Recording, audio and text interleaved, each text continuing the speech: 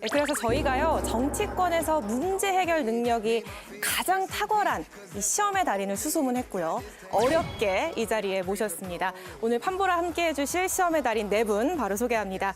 김효은 EBS 영어 강사, 이지은 변호사, 국민의힘 김재원 전 최고위원, 판도라 유일고정, 최재성 전 청와대 정무수석까지 모셨습니다.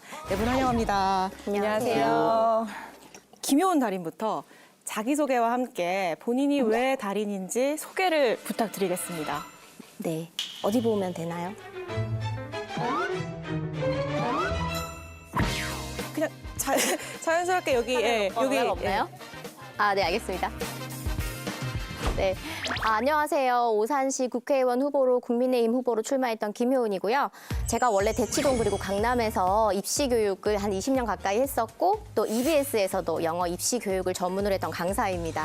우리가 work on something 하고 주로 많이 씁니다. 그러면 무언가에 대해서 일을 착수하는 거예요. 어떤 일을 이제 하려고 애쓰는 거예요. 사람에게 이 work on somebody가 붙어버리면요. 누군가를 설득하려고 대단히 공을 들인다라는 뜻으로도 쓸 수가 있어요.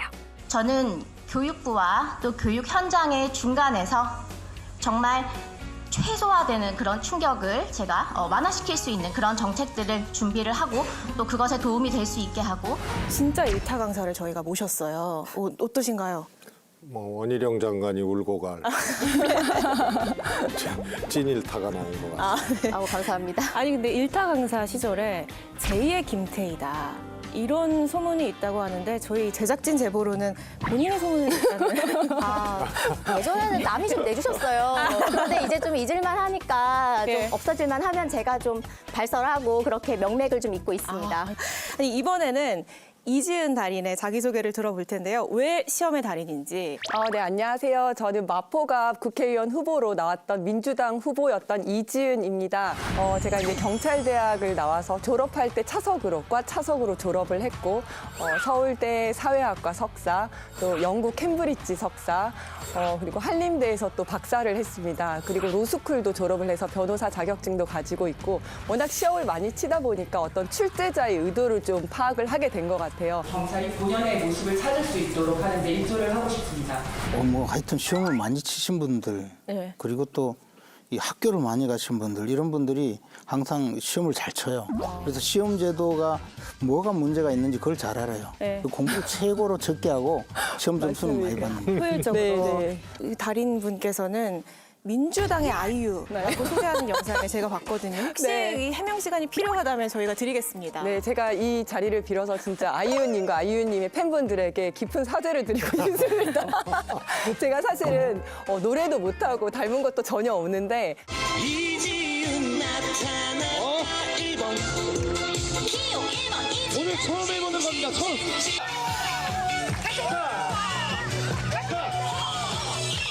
아이유님의 본명이 이지은이세요. 그래서 제가 이제 민주당에 입당을 하면서 어떻게 이걸 좀 살려볼까 해서 민주당의 아이유라고 했었는데 그때는 이제 민주당 당원분들이 굉장히 환호를 해주셨어요. 근데 이제 정신을 차리고 보니까 당원들보다 아이유님의 팬분들 숫자가 더 많을 것 같은 거예요. 그래서 이건 안 되겠다 싶어서 접었습니다. 이번 시험은 계속 떨어졌어요. 경찰대 차석에서 그런가 이번에도 차석 것 같아요. 근데 선거는 차석이 필요가 없네. 아, 네. 아픈 곳을 또 아쉬움에 말씀주셨습니다. 또 두 분 역시 시험의 달인이신 게 먼저 김재원 전 최고 고시 이관왕 사법고시 행정고시를 다 합격하셨더라고요. 이거 실화인가요? 뭐 실화가 아니고 그냥 역사적 사실이죠. 그냥 행정고시 공부해서 공무원 하다가 다시 사법시험 봐서 뭐 검사가 되고 변호사를 한 건데 그건 그냥 직장을 옮긴 거죠. 진짜 정치가 어렵긴 어렵나 봐. 다 한 번에 합격하시고 아니, 시험에 일타 강사하시고 다 근데 이제 차석하시고 박사하시고 다 했는데 아니 근데 저희 불세출의 사무총장 시절에 민주당 의원들을 시험에 들게 했다. 출제를 좀 많이 했죠. 출제를. 그래서 우리 이지은 후보가 얘기하셨던 시험을 많이 봐서 출제자의 의도를 잘 안다. 이것을 뛰어넘는 출제. 이 수험생의 이 경향, 수험생의 스타일, 생각 이런 것을 짚어서 그냥 훅 들어가는 질문들 많이 하고 주로 영입할 때 대면 이제 검증, 대면 질문 예. 이런 것을 이제 많이 했죠. 이 두 달인 그리고 이 두 분의 정치 고수 시험의 달인과 함께 이 얘기를 본격적으로 해보도록 하겠습니다. 김효은 달인과 이지은 달인 모두 시험의 달인이었지만 이번 총선 시험에서는 아쉽게도 이 낙선의 아픔을 맛보셨습니다. 두 분이 얼마나 정치권에 적응을 하셨는지를 확인해 보기 위해서 판보라 킬러 문항을 준비했습니다. 킬러 문항 아시죠? 네, 불편함을 네. 기준으로 한번 이 문제를 한번 받아보시죠. 일단은 첫 번째 킬러 문항 보면은 이지은 달인께 먼저 드리도록 하겠습니다. 다음 인물 중에 민주당 총선 승리 기여도가 적은 순으로 인물을 배열해 주시면 되겠습니다. 적은 순입니다. 1번 이해찬 상임고문, 2번 김부겸 상임고문, 3번 이재명 당대표, 4번 문재인 전 대통령입니다. 가장 적은 분요.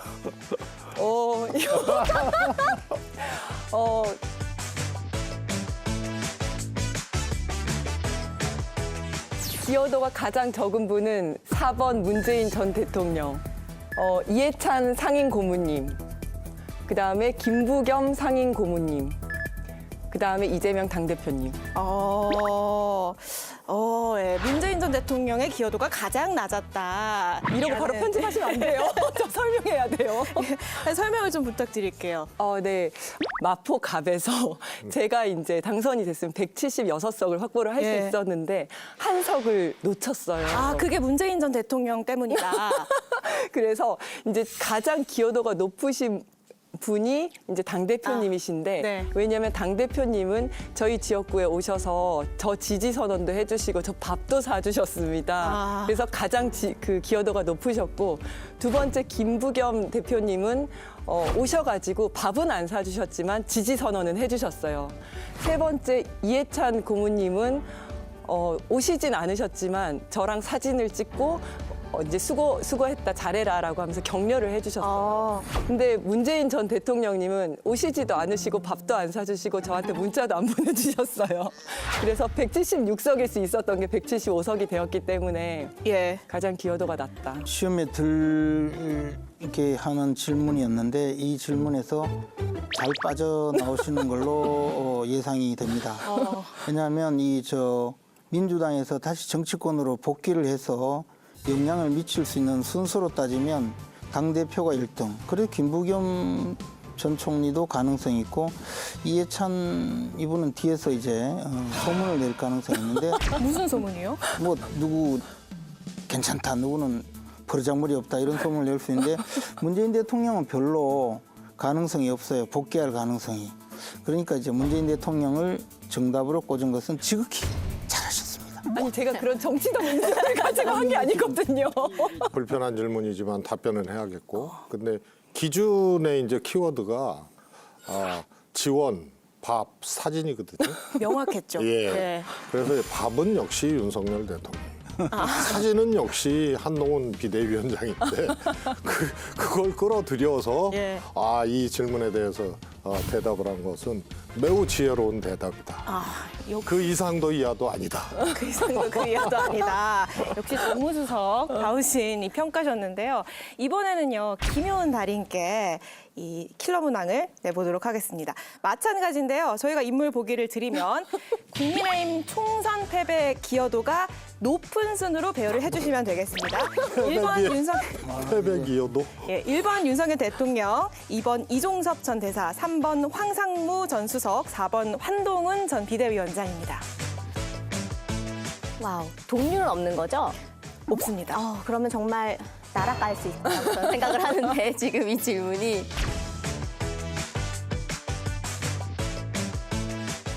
2번, 3번, 1번, 4번으로 하겠습니다. 2, 3, 14. 일단 개인적인 이유로 4번이 가장 마지막인 것 같습니다. 제 오산에도 여러 번 와주셔서 정말 노력을 많이 해주셨기 때문에 네 그래서 저는 4번을 제일 마지막으로 순위를 뒀고요. 그리고 또 수사 중인 상황에서 이제 출국을 하셨던 부분이 또 제가 현장에서 선거 운동을 하고 있을 때 가장 좀 급박하게 터졌던 이슈 중에 하나였기 때문에 그래서 순서를 2, 3, 1, 4로 했습니다. 그 윤석열 대통령 의문의 일패 왜요? 거의 무한 책임 수준, 패배의 무한 책임 수준. 세 번째였는데요? 그러나 이종섭 전 대사도 인사권자가 윤석열 대통령.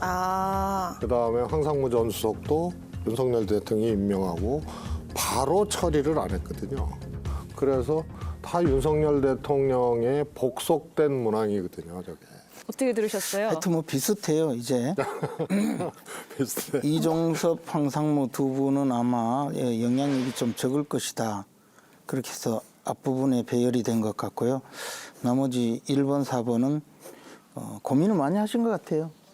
네, 순간에. 사실 좀 나올 것 같은 질문이긴 했지만, 이지선다라고 생각했지, 사지선다라고 제가 생각을 못 했거든요. 시험 유형을 좀 분석하는데 제가 실패했던 것 같습니다. 예. 아니, 영향력이 적다 이 말씀은 무슨 말씀이세요?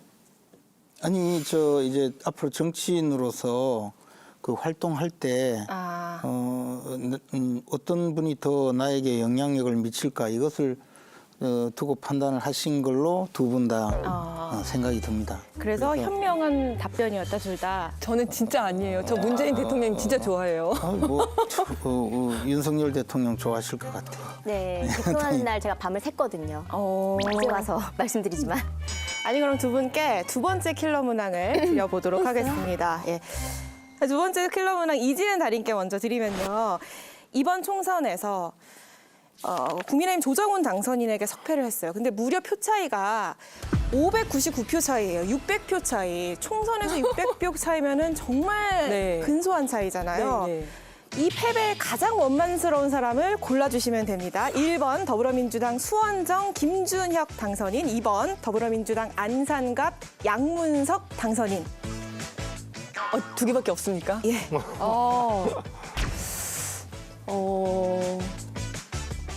누구 때문에 제가 졌을까요? 모르겠어요, 진짜. 이거 너무 어려운데. 네. 수석님, 저 이거 좀 도와주세요. 네. 3번이 빠져 있어서 그래요. 네. 왜요? 최재성 전 정무. 이게 무슨 정답. 3번입니다. 정답이라죠. 네. 왜 유세를 안 가주셨어요? 지원 유세 요청했는데 혹시 거절하셨어요? 뭐 그게 아니고요. 예. 8년 전에 8년 전에. 우리 이지은 후보를 영입하려고 그랬었어. 그때 이제 30대 후반. 그때 영입에 성공을 했으면 뭐 지지 않았다. 마포에서 떨어질 일도 없었고 또 누구 때문에 599표 차이의 원인이 누구라고 생각하느냐 이 시험 볼 필요도 없어요. 근데 그러면 8년 전에 직접 찾아가셨던 거예요? 저를 이제 부르셔서 저를 직접 면담하신 분이십니다. 근데 그때 거절하셨던 거예요? 그때는 제가 거절했습니다. 왜냐하면 유혹이 조금 약했어요, 그때. 그래서 근데 8년 후에 이번에는 이제 김성환 지금 간사님께서 인재영의 간사님께서 엄청 세게 유혹을 하셨거든요. 그래서 제가 넘어갔는데 그때 8년 전에 뵙고 지금 8년 후에 처음으로 뵙는 거예요. 예. 근데 그때 조금만 저를 세게 당겨 주셨으면 그때 아마 국회의원이 돼서 이 문제를 풀지 않았어도 되지 않았을까. 그래서 정답은 3번 최재성 수석님이십니다. 왜 약하게 땡기셨어요? 저 세게 땡겼죠. 세게 땡겼어요. 세게 땡겼는데 별로 뭐 이렇게 믿음이 안 갔나 보죠.